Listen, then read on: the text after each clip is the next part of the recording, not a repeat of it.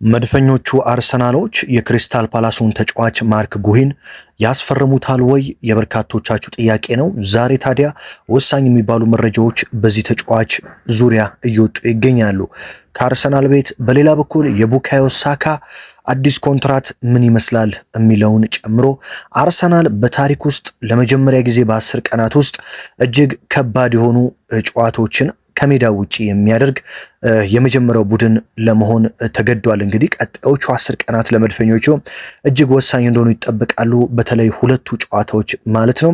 በሌላ በኩል ኦፕታ ሱፐር ኮምፒውተር የዓለማችን አንደኛ ቡድን በአሁኑ ሰዓት ኃያሉ ቡድን ማን ነው የሚለውን እንግዲህ አዲስ መረጃ በዛሬው ዕለት ለቋል። በተጨማሪም ስለ ካይ ሃቨርትዝ ምን አዲስ ነገር አለ? ምክንያቱም በርካታ የአርሰናል ደጋፊዎች ካይ ሃቨርትዝን እጅግ ናፍቀውታል። የአርሰናል አጥቂ መስመር ደካማ መሆኑን ተከትሎ ማለት ነው። እንግዲህ እንደተለመደው በአማረ መልኩ እነዚህ መረጃዎች ወደ እናንተ ይደርሳሉ። በነገራችን ላይ 27000 ሰብስክራይበር ላይ ደርሰናል። ለዚህም ከልብ ላመሰግናችሁ እወዳለሁ። አሁንም ብዙዎቻችሁ እንግዲህ ኳሶችን በላይቭ እንዳስተላልፍ እየጠየቃችሁኝ ትገኛላችሁ። እሱን ለማድረግ እንግዲህ በርካታ ዝግጅቶችን እያደረግኩ እገኛለሁ። በተለይ የኔ ሰብስክራይበር ሆናችሁ በውጭ ሀገር የምትኖሩ ሰዎች ካላችሁ የቴሌግራም አካውንቴን እንግዲህ የኮመንት መስጫው የመጀመሪያው ላይ ከውስጥ አስቀምጠላችኋለሁ። በዛ ልታናገሩኝ ትችላላችሁ። ለአንዳንድ ነገሮች ማውራት መፈልጋቸው ሰዎች ስላሉ ውጭ ሀገር የምትኖሩ በተለይ በዛ ቴሌግራም አካውንት ብትጽፉልኝ ልንነጋገር እንችላለን ማለት ነው። በቀጥታ እንግዲህ ወደ መረጃዎቹ ስወስዳችሁ ከማርክ ጉሂ ጉዳይ ነው የምንጀምረው። የመድፈኞቹ ወሳኝ እንግዲህ ስፖርቲንግ ዳይሬክተር የሆኑት አንድሬ ቤርሳ ከአርቴታ ጋር በከፍተኛ ሁኔታ ንግግር ላይ እንደሚገኙ ተሰምቷል። እሱም ማርክ ጉሂን በማስፈረም ጉዳይ ላይ ነው። እንደምታውቁት አርሰናል በጣም ሰፊ ስኳድ ያለው ስብስብ ነው፣ በአጥቂ በተከላካይ። ነገር ግን ዘንድሮ እንደተመለከት ነው በተለይ ተከላካዮች ሲጎዱ እንደነ ዊሊያም ሳሊባ እንደነ ጋብሪኤል ማጋሌሽ ያሉ ተጫዋቾች ሲጎዱ እነሱን በሚገባ የሚሸፍን ተጫዋች እያገኙ አይደለም አሰልጣኝ ሚኬል አርቴታ። ስለዚህ ተከላካይ ላይም የተወሰኑ ተጫዋቾች መጨመር እንዳለባቸው ከአንድሬ ቤርሳ ጋር ተነጋግረው ስምምነት ላይ እንደደረሱ ተሰምቷል። ለዚህም ዋነኛው የአርሰናል ዓላማ የክሪስታል ፓላሱ ተከላካይ ስፍራ ተጫዋች ማርክ ጉሂ እንደሆነ ተረጋግጧል። በነገራችን ላይ የተጫዋች አርሰናል ብቻ አይደለም የሚፈልገው፣ በርካታ ትልልቅ ክለቦች ይፈልጉታል። በፕሪሚየር ሊጉ ብቻ ሊቨርፑል የመጀመሪያ ፈላጊው ነው። እንደምታውቁት ክረምት ላይም ሊያስፈርመው ከጫፍ ደርሶ ነው የክሪስታል ፓላሱ አሰልጣኝ ግላስነር እሱ ከወጣን እወጣለሁ በሚል ለክሪስታል ፓላስ አመራሮች ተናግረው ያስቀሩት የመጨረሻ ቀን ላይ ሊፈርም ከጫፍ ደርሶ ማለት ነው። ሊቨርፑልም ያንን ፊርማ በማጣቱ ዘንድሮ እንዴት አይነት ከባድ ውድድር አመት እያሳለፈ እንደሆነም ተመልክተናል። አሁን ደግሞ ፔፕ ጋርዲዮላ እና ማንቸስተር ሲቲ ከፍተኛ ፈላጊዎቹ ሆነዋል። ምክንያቱም ፔፕ ጋርዲዮላ በጉዳት ታምሰዋል። የተከላካይ ስፍራ ተጫዋቻቸው ቫርዲዮል እና ሩበን ዲያዝ ለረጅም ጊዜ ነው ከሜዳ የራቁባቸው። እንደውም ቫርዲዮል እስከ ውድድር ዓመቱ መጨረሻ የመመለስ እድሉ አጠራጣሪ እንደሆነ ነው እየተነገረ የሚገኘው። ስለዚህ የተከላካይ ስፍራ ተጫዋች በጥብቅ ይፈልጋሉ። በዚህ የጥር ዝውውር መስኮትም ትልቅ ተጫዋች ያስፈረሙት እነሱ ናቸው። አንቷን ሴሜኞን ከበርንማውዝ ማስፈረማቸው በ65.5 ሚሊዮን ፓውንድ ትላንትና ይታወሳል። ታዲያ አሁንም የተከላካይ ስፍራ ተጫዋች ለማስፈረም በጣም ስለሚፈልጉ ማርክ ጉሂን በከፍተኛ ሁኔታ ወኪሉን ክለቡን እያነጋገሩ እንደሆነ ተሰምቷል። ሌላኛው የጀርመኑ ክለብ ባየር ሙኒክም የዚህ ወሳኝ ተከላካይ ማርክ ጉሂ ፈላጊ እንደሆኑ ይታወቃል። አሁን እዚህ ጋር ነው ችግሩ። መድፈኞቹ እና ሊቨርፑል እንደዚሁም ባየር ሙኒክ ይህንን ተጫዋች ማስፈረም የሚፈልጉት ክረምት ላይ ነው። በነገራችን ላይ የቦርንማውዙና ለሲቲ የፈረመው አንቷን ሴሜኞም የአርሰናልን መቀላቀል ይፈልግ እንደነበር የአርሰናል ደጋፊ እንደሆነ ይታወቃል። ነገር ግን አርሰናሎች እኛ ጋር መምጣት ከፈለግ እስከ ክረምት መጠበቅ አለብህ የሚል መረጃ እንደነገሩት ይታወቃል። እንደምታውቁት ማርቲን ዙቤሜንዲ ከሪያል ሶሲዳድ ሊመጣ ሲል ሊቨርፑል ሊገባ ከጫፍ ደርሶ አርቴታ ናቸው ደውለው ቀጣይ ዓመት እኛ ስለምናመጣ 1 ዓመት በሪያል ሶሲዳድ ቆይና እኛ ጋር ትፈርማለህ ብለው አሳምነውት ዙቤሜንዲም ተስማምቶ ለሊቨርፑል እምቢ ብሎ እዛ ቆይቶ ከዓመት በኋላ ወደ መድፈኞቹ ቤት የመጣው ማለት ነው።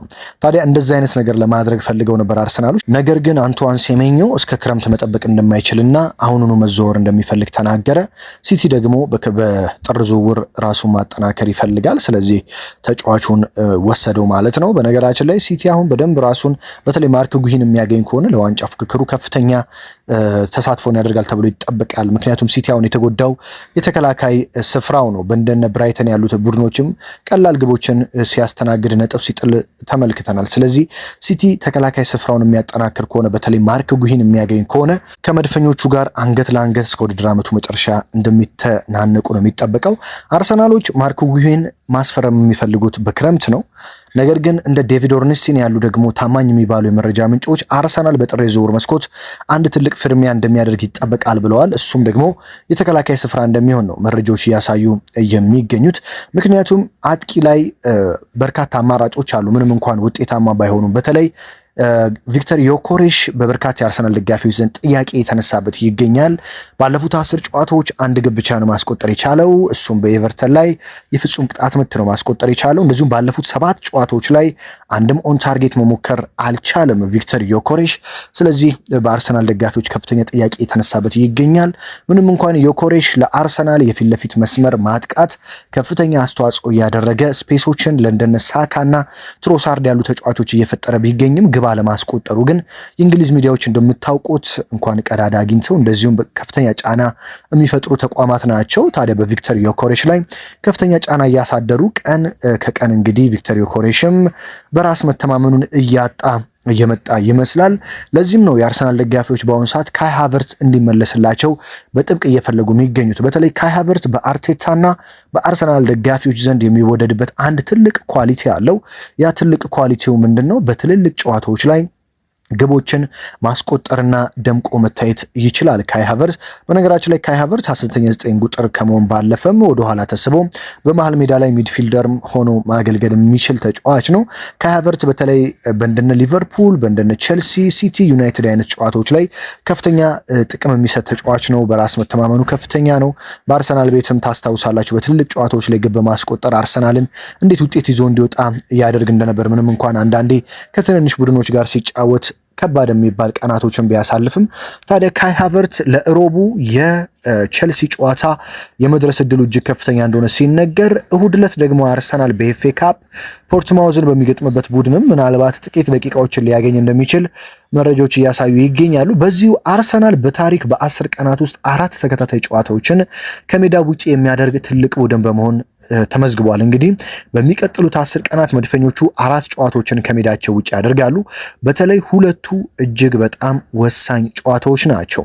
የመጀመሪያው የኤፍኤ ካፕ እሁድ የሚደረገው ጨዋታ ነው። የሶስተኛ ዙር የኤፍኤ ካፕ ጨዋታ በጣም ቀላል ጨዋታ ነው። ከፖርትስማውዝ ጋር የሚደረግ ጨዋታ ነው። ስለዚህ መድፈኞቹ ይህንን ጨዋታ በተቀያሪ ወንበር ላይ በሚገኙ በቤንች ተጫዋቾች ነው የሚጫወቱት በእርግጠኝነት። ምክንያቱም አርቴታ ባለፉት በተከታታይ ጨዋታዎች ድካም ውስጥ ያሉ ተጫዋቾችን እረፍት የሚሰጡበት ጨዋታ እንደሆነ ይጠበቃል። ታዲያ ከዛ በመቀጠል በመሃል የሚያደርጓቸው 2 ጨዋታዎች ግን ከፍተኛ ትኩረት የሚሹ ናቸው። ከፖርትስማውዝ ጋር ከተጫወቱ በኋላ ቀጣይ ሳምንት ሮብ በካራቦ ካፕ ግማሽ ፍጻሜ ከቼልሲ ጋር በጣም ወሳኝ ጨዋታ ያደርጋሉ መድፈኞቹ። ባለፈው ዓመት ታስታውሱ እንደነበረ አርሰናል ግማሽ ፍጻሜ ደርሶ ነበር በካራቦ ካፕ። ከዛ በኒውካስትል ነው በሜዳውም ከሜዳው ውጪም ተሸንፎ ከውድድሩ ውጪ ሆነ። መጨረሻ ላይ ለፍጻሜ ሊቨርፑልና ኒውካስትል ተገናኙ። ከዛም ኒውካስትል ዋንጫውን እንዳነሳ እናውቃለን። ዘንድሮም ኒውካስትል ግማሽ ፍጻሜ ላይ አለ፣ ከማንቸስተር ሲቲ ጋር ነው የሚጫወቱት። አርሰናል ፍጻሜ የሚያልፍ ከሆነ ከሲቲ ወይ ከኒውካስትል አሸናፊ ከአንዳቸው ጋር ነው የሚገናኘው። በጣም ጥሩ ጨዋታ ይሆናል ተብሎ ይጠበቃል። በተለይ ከኒውካስትል ጋር ባለፈው ዓመት የደረሰበትን ሽንፈት መበቀል የሚፈልግ ከሆነ ዘንድሮ በፕሪሚየር ሊጉ በሴንት ጄምስ ፓርክ በኒውካስትል ስቴዲየም 2-1 አሸንፎ ጣፋጭ በቀል እንዳደረገ ይታወቃል። አርሰናል በዚህም ፍጻሜ ሊገናኙ ይችላል። እንደዚሁም ከሲቲው ከፔፕ ጋርዲዮላው ሲቲም ጋር ሊገናኝ ይችላል። ነገር ግን ፍጻሜ ለማለፍ ሮብ የሚያደርገውን የቼልሲን ጨዋታ ማሸነፍ የግድ ይለዋል። ይህንን ጨዋታ ከሜዳ ውጭ ነው የሚያደርገው። በቼልሲ ስታንፎርድ ብሪጅ ስቴዲየም ነው የሚደረገው። ቼልሲ በአዲሱ አሰልጣኝ እየተመራ ነው ይህንን ጨዋታ በሜዳው የሚያደርገው። ታዲያ አዲሱ አሰልጣኝ ብቃታቸውን፣ ማንነታቸውን ለቼልሲ ደጋፊዎች መነሳሻ ለመስጠት በጣም በትልቁ ይህንን ጨዋታ ያደርጋሉ ተብሎ ይጠበቃል። ለዚህ ጨዋታ ከፍተኛ ዝግጅት እንደሚያደርጉ ነው የሚጠበቀው። ብዙ ጊዜ እንግዲህ አዲስ አሰልጣኝ ሲቀይሩ ቡድኖች ወደ አሸናፊነት ይመጣሉ፣ አልሸነፍ ባይነታቸው ከፍ ይላል። ስለዚህ ለአርሰናል አስቸጋሪ ጨዋታ ይሆናል ተብሎ ይጠበቃል። በዛ ላይ የለንደን ደርቢ ነው። ስለዚህ ይህንን ጨዋታ አርሰናል ከሜዳው ውጪ አሸንፎ የሚመለስ ከሆነ በሜዳው ደግሞ የሚያደርገውን ሁለተኛውን የደርሶ መልስ ጨዋታ በቀላሉ አቻ እንኳን በመውጣት ወይ ድል በማድረግ ወደ ፍጻሜ ማለፍ የሚችልበት ስላለ ቀድሞ ከሜዳው ውጪ መጫወቱ ትልቅ አድቫንቴጅ ነው። ይህንን ጨዋታ ግን መድፈኞቹ እንዴት አድርገው ይወጡታል የሚለው በጉጉት የሚጠበቅ ነው። በተለይ አርሰናል ዘንድሮ ከአንድ በላይ ዋንጫ ማሳካት የሚፈልግ ከሆነ የካራቦ ካፕ ዋንጫ ለረጅም ዓመታት ያላሳካው ነው።